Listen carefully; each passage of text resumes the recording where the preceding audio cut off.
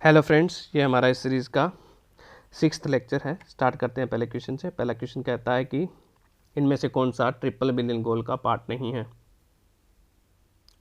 तो पहला स्टेटमेंट देखते हैं कि टू ट्रिपल बिलियन गोल्स है, बेसिकली वो गोल्स हैं WHO के गोल्स हैं। 3 गोल्स हैं, किससे रिलेटेड? WHO से रिलेटेड है। और पहला गोल इसमें से है वो है कि to protect the 1 billion people from health emergency से 1 बिलियन लोगों को बचाना है।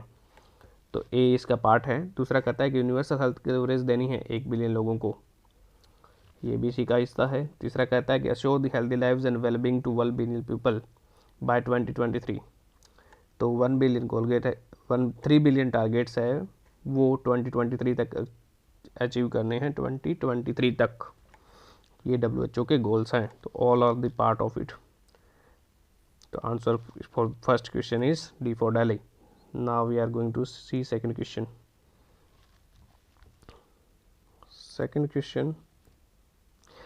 question is WHO is a specialized agency of United Nations responsible for international public health. इसके बारे में कुछ स्टेटमेंट्स दिए हुए हैं WHO के बारे में। आपको बताना है कौन सा स्टेटमेंट सही है, कौन सा स्टेटमेंट गलत है, और उसके अनुसार पर ऑप्शन चूज करना है। तो पहला स्टेटमेंट कहता है कि इसका हेडक्वार्टर है WHO का, वो जिनेवा के अंदर है, स्विट्जरलैंड के अंदर है जिनेवा, उसका हेडक्वार्टर यहीं पे है। तो पहला स्टेटमेंट बिल्कुल सही बात है। दूसरा कहता है कि WHO का वर्ल्ड हेल्थ असेंबली है वो इसका सबसे सुप्रीम डिसीजन मेकिंग बॉडी है, ये भी सही बात है। तीसरा कहता है कि WHO की फ्लैगशिप रिपोर्ट है वो वर्ल्ड हेल्थ रिपोर्ट है, ये भी सही बात है। चौथा कहता है कि all the nation of United Nation are its member, तो ये बिल्कुल गलत बात है। सारे कंट्री हैं यूनाइटेड नेशन की, वो WHO के हिस्सा नहीं हैं। आपको बताना है कौन सा कंट्री WHO का हिस्सा नहीं है जो यूनाइटेड नेशन का मेंबर है। आप वो कमेंट बॉक्स में लिख सकते हैं। पांचवा है कि जो donation from philanthropic organisation account for its largest source of funding, ये स्टेटमेंट भी गलत स्टेटमेंट है, क्योंकि जो फंडिंग है WHO की सबसे लार्जेस्ट सोर्स है वो उसका वो वॉलेंट्री डोनेशन है कंट्रीज से, voluntary donation of countries, member. दूसरा सबसे ज़्यादा बड़ा सोर्स है उसका वो असेस्ड कंट्रीब्यूशन होता है, मेंबर्स का असेस्ड कंट्रीब्यूशन है वो उसका सबसे बड़ा सोर्स होता है। तो ये स्टेटमेंट, ये थर्ड लार्जेस्ट होता है फिलैंथ्रोपिक ऑर्गेनाइजेशन से जो फंडिंग होती है WHO की। तो ये स्टेटमेंट बिल्कुल गलत हो गया। तो इसका आंसर कौन सा हो जाएगा? 1 2 3, ए फॉर आगरा इसका आंसर है। अब नेक्स्ट क्वेश्चन देखते हैं हम, थर्ड क्वेश्चन है, इनमें से कुछ बिल्स दिए हुए हैं वो कौन से कंट्री से रिलेट करते हैं, आपको बताना है, मैच करना है, मैच दी फॉलोइंग क्वेश्चन है। तो पहला कहता है कि हांगकांग सिक्योरिटी लॉ है। हांगकांग सिक्योरिटी लॉ किसका है? हांगकांग सिक्योरिटी लॉ चाइना का है। तो हांगकांग में कुछ प्रोटेस्ट हो रहे थे, उनको कर्ब करने के लिए चाइना ये नया कानून लेके आया है, हांगकांग सिक्योरिटी लॉ। दूसरा बताना है यूगर ह्यूमन राइट्स एक्ट है, ये किसका है? ये USA का है। यूगर ह्यूमन राइट्स एक्ट है वो USA का है, USA ने पास किया है। चाइना के जिनजोंग प्रोविंस है, वहाँ पे यूगर मुस्लिम्स पे अत्याचार हो रहा है, उन्हीं से रिलेटेड ह्यूमन राइट्स वायलेशन पर एक रिपोर्ट मंगाने के लिए USA की सीनेट ने इस लॉ को पास किया था। तीसरा है वो एक्सपेक्ट क्वोटा बिल है, ये कुवैत का है, एक्सपेक्ट क्वोटा बिल कुवैत का है। तो कुवैत में बहुत सारे देशों के लोग रहते हैं, उन बाहर के जो देशों के लोग रह रहे हैं उनका नंबर को फिक्स करने के लिए ये लॉ लेके आया है कुवैत, उसका एक्सपेक्ट क्वोटा बिल बोलते हैं। इसमें 15% जो पॉपुलेशन है कुवैत की वो इंडियन हो सकती है इसके हिसाब से। और चौथा है विजिटिंग फोर्सेस एग्रीमेंट है, वो किसका है? वो है फिलीपींस का है। विजिटिंग फोर्सेस एग्रीमेंट फिलीपींस का है।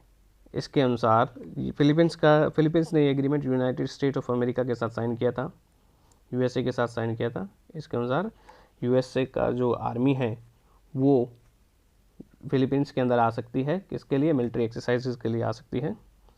एंड इस क्वेश्चन का आंसर हो जाएगा डी फॉर दिल्ली। अगला क्वेश्चन देखते हैं, फोर्थ क्वेश्चन अगेन आपको मैच करना है, कुछ बिल्स और एग्रीमेंट और इवेंट्स दी हुई है, इवेंट्स कह लो उनको, तो कंट्री के साथ मैच करना है। तो पहला कहता है विक्ट्री डे परेड कौन सी कंट्री से? विक्ट्री डे परेड अभी सेलिब्रेट की थी रशिया ने, तो किस पे विक्ट्री की थी? सोवियत की नाजी पे विक्ट्री की 75th एनिवर्सरी थी। सोवियत की विक्ट्री थी नाजी पे, नाजी जर्मनी पे 75th एनिवर्सरी को इसने सेलिब्रेट किया था, तब इंडिया के डिफेंस मिनिस्टर वहाँ पे गए थे, तो इसलिए न्यूज़ में था। दूसरा था ऑपरेशन ब्रीदिंग स्पेस है। ऑपरेशन ब्रीदिंग स्पेस है वो कौन से कंट्री का है? तो ये इजराइल से रिलेटेड है। तो इजराइल के कुछ साइंटिस्ट दिल्ली के अंदर आए थे, कोविड से रिलेटेड चीज़ों को समझने के लिए दिल्ली में आए थे, और ज़्यादा इजराइल इंडिया कोऑपरेशन को बढ़ावा देने के लिए। तो ये ऑपरेशन ब्रीदिंग स्पेस है वो इजराइल से रिलेटेड है। तीसरा है green card permanent residency scheme है, ये किससे रिलेटेड है ये आपको बताना है। तो ये green card permanent residency scheme है, golden card permanent residency scheme है, वो यूएई की है। इसके अंदर वो क्या करते हैं कि ज़्यादा रिच और इंटेलिजेंट लोगों को वो अपने देश की सिटीजनशिप देते हैं इसके आधार पर, golden card permanent residency scheme से। चौथा बताना है स्पेसिफाइड स्किल वर्कर सिस्टम, ये हम पहले डिस्कस कर चुके हैं पहले सेकंड लेक्चर के अंदर। ये किससे रिलेटेड है? ये जापान से है, ये जापान का रेजिडेंसी सिस्टम है। इसके लिए आपको जापानीज़ आना बहुत ज़रूरी है, तभी इसके लिए अप्लाई कर सकते हो। तो इस क्वेश्चन का आंसर हो जाएगा डी फॉर दिल्ली, इसका आंसर है। अभी हम पाँचवा क्वेश्चन देखते हैं। पाँचवा क्वेश्चन भी है आपको, इंडिया ने कुछ एग्रीमेंट साइन किए हैं, आपको बताना है कौन सी कंट्री के साथ कौन सा एग्रीमेंट है। पहला है लियोमा। लियोमा क्या है? Logistic exchange of memorandum agreement है, वो इंडिया ने साइन किया है यूएसए के साथ। दूसरा है रिलोज। तो रिलोज क्या है? ये reciprocal exchange of logistic agreement है। रिलोज क्या है? ये है reciprocal exchange of logistics agreement. ये किसके साथ साइन किया गया है? रशिया के साथ साइन किया है इंडिया ने। तो इसका आंसर 2 का एस हो जाएगा, 1 का पी 2 का एस, 1 का पी 2 का एस, इसका आंसर डी फॉर दिल्ली हो जाएगा। ACSA है वो इंडिया का, वो साइन किया है जापान के साथ। तो ACSA इंडिया ने साइन किया है जापान के साथ। तो ये लॉजिस्टिक एक्सचेंज ऑफ मेमोरेंडम होते हैं, वो बेसिकली क्या होता है कि ये अलाउ करते हैं कि रिफ्यूलिंग फैसिलिटी है, जब कहीं पे जा रहे हो, कोई शिप दूसरे कंट्री में जा रहा हो और बीच में से उसका फ्यूल ख़त्म हो गया हो, तो वहाँ पे रिफ़िल करा सकता है, या फिर दूसरा सा वो यहाँ से वो ले सकते हैं, अन्य फैसिलिटीज़ इंपोर्ट से वो ले सकते हैं। एक रेसिप्रोकल एक दूसरे कंट्री के हैं, इंडिया यूएसए में जा रहा है, यूएसए इंडिया में आ रहा है, दोनों कंट्री से हो सकता है। ACSA का फुल फॉर्म है वो है acquisition and cross servicing agreement. Acquisition and cross service agreement. तो ये सीधा का सीधा वन लाइनर क्वेश्चन आ सकता है, इनमें से किसी पे भी आ सकता है, रिलोज पे आ सकता है, ACSA पे आ सकता है। इसका आंसर डी फॉर दिल्ली हो गया, हम देख चुके हैं पहले ही। अगला क्वेश्चन है पाँचवा क्वेश्चन, छठा क्वेश्चन है वो किससे रिलेटेड है? सिक्स्थ क्वेश्चन है। Sixth question related with Istanbul convention. Istanbul convention के अंदर पहला जो स्टेटमेंट बोलता है कि ये एक ह्यूमन राइट ट्रीटी है। किसकी है? काउंसिल ऑफ यूरोप की एक ह्यूमन राइट ट्रीटी है, जो कि वायलेंस अगेंस्ट वुमेन को एंड करने के लिए है। तो स्टेटमेंट 1 बिल्कुल सही है। दूसरा कहता है कि इंडिया है sign this treaty but not ratified is, गलत है, इंडिया ने ना तो साइन की है नहीं रेटिफाई की है इसको। तीसरा कहता है कि all the country of Europe are part of it, ये भी गलत बात है, अभी पोलैंड ने इस ट्रीटी को छोड़ा था इसलिए न्यूज़ में रही थी। काउंसिल ऑफ यूरोप कब एस्टेब्लिश की गई थी? Council of Europe 1949, council of Europe 1949 के अंदर एस्टेब्लिश की गई थी। ये यूरोप के अंदर democracy, human rights and rule of law को प्रमोट करती है। काउंसिल ऑफ यूरोप है वो democracy, human right and rule of law को यूरोप में प्रमोट करती है। ये 1949 में एस्टेब्लिश किया गया था। एंड ये यूरोपियन काउंसिल है उससे अलग है, यूरोपियन यूनियन से अलग है काउंसिल ऑफ यूरोप। अगला क्वेश्चन देखते हैं, सातवां क्वेश्चन। तो छठे क्वेश्चन का आंसर क्या हो जाएगा? छठे क्वेश्चन का आंसर C फॉर कलकत्ता है, 1 ओनली। सातवां क्वेश्चन देखते हैं। सातवां क्वेश्चन है, बड़ा सा स्टेटमेंट दिया हुआ उसके बारे में बताना है, ठीक है क्या है? तो ये है कि पढ़ते हैं इसको। It is a social media evolve term use to describe an online democratic solidarity movement. From Thailand, Hong Kong and Taiwan against the authoritarianism of the Chinese government and questioned whether the coronavirus has emerged in a laboratory of Wuhan. What is it? ये term क्या है? तो इसका answer है C for Calcutta, milk tea alliance इसका answer है। इस question का आंसर मिल्क टी अलायंस है। वाइबो डिप्लोमेसी क्या है अब हम देखते हैं। चाइना का एक प्लेटफॉर्म है Sina Weibo, Sina Weibo China का एक Sina Weibo, SINA Sina viva.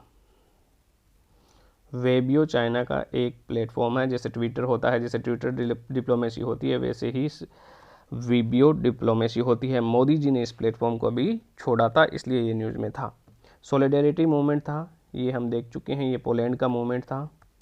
Anti bureaucratic movement था ये, anti bureaucratic movement.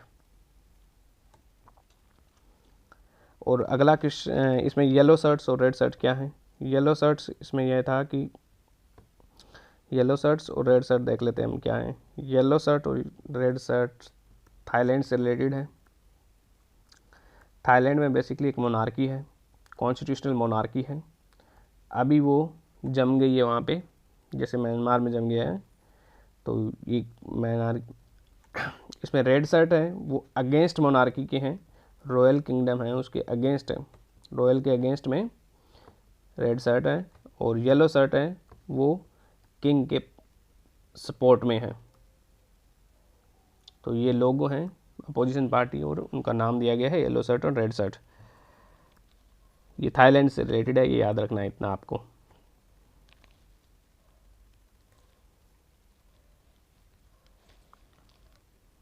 Next question है हमारा 8th क्वेश्चन है। तो 8th क्वेश्चन दिया हुआ है, वो दिया हुआ है गल्फ कोऑपरेशन काउंसिल है, उससे रिलेटेड है। उसको बताना है कि इसमें से कौन सा एक गल्फ कोऑपरेशन काउंसिल का मेंबर नहीं है। तो सऊदी अरेबिया मेंबर है, कुवैत मेंबर है, UAE मेंबर है, ईरान इसका मेंबर नहीं है, ठीक है, बहरीन मेंबर है, ओमान मेंबर है। तो इसका मेंबर ईरान नहीं है, तो इसका आंसर क्या हो जाएगा 1 2 3 5 6, बी फॉर बॉम्बे इसका आंसर है। अब इसका मैप से देख लेते हैं। पिछले लेक्चर में हमने देखा था पर्शियन गल्फ को 8 कंट्रीज टच कर रहे थे। कौन कौन से टच कर रहे थे? Iran, Iraq, Kuwait, Saudi Arabia था, ये यहाँ तक, ये सऊदी अरेबिया था, ये बहरीन था, ये कतर था, ये UAE था, और ये यहाँ से टच कर रहा था वो कंट्री था ओमान। तो ये जो कंट्री था ईरान इराक को छोड़ के बाकी जो 6 कंट्री बच गए थे वो हमने बताया था आपको कि GCC के मेंबर हैं।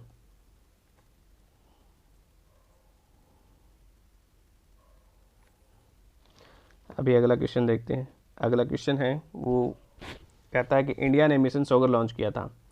वो एक कोविड-19 से रिलेटेड रीच आउट मिशन था। इंडियन ओशन के कुछ नेशन के द्वारा, कुछ नेशन के पास हम पहुंचे थे।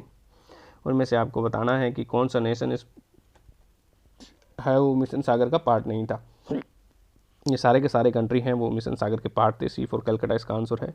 Maldives, Seychelles, Madagascar, Mauritius, Comoros. इसको मैप में देखते हैं। तो इंडिया का जो शिप था INS केसरी था वो इन कंट्रीज़ तक गया था, मेडिसिन और सप्लाई लेके गया था। Maldives, Seychelles, Comoros, Madagascar and Mauritius, इन 5 कंट्रीज़ को हमने सप्लाई प्रोवाइड की थी कोविड जब शुरू हुआ था तब। अगला क्वेश्चन है हम देखते हैं 10th क्वेश्चन। इनमें से आपको बताना है कि ग्रेट रन ऑफ कच्छ का कौन सा हिस्सा नहीं है। इंडियन वाइल्ड लाइफ सेंचुरी है वो इसका हिस्सा है। डेजर्ट वाइल्ड लाइफ सेंचुरी वो भी इसी का हिस्सा है। कच्छ बस्टर्ड सेंचुरी वो भी इसी का हिस्सा है। एंड नारायण सरोवर सेंचुरी है वो भी इसी का हिस्सा है। Silent valley national park Nilgiri biosphere reserve का हिस्सा है। तो इसका आंसर हो जाएगा 1 2 3 4 सी फॉर कलकत्ता। और यहाँ पर ग्रेट इंडियन बास्टर्ड पाया जाता है। इसकी मैप में लोकेशन देख लेते हैं। मैप में ये कहाँ पे है, ये यहाँ पे ऊपर वाला ग्रेट रन ऑफ कच्छ है, नीचे वाला लिटिल रन ऑफ कच्छ है, गुजरात का हिस्सा है, ठीक है। ये थोड़ा सा पार्ट राजस्थान में भी है, ये वाला रन ऑफ कच्छ है। तो ये हमारा लेक्चर कंप्लीट हुआ। Thank you friends. अगले लेक्चर में हम आपको फिर से मिलेंगे।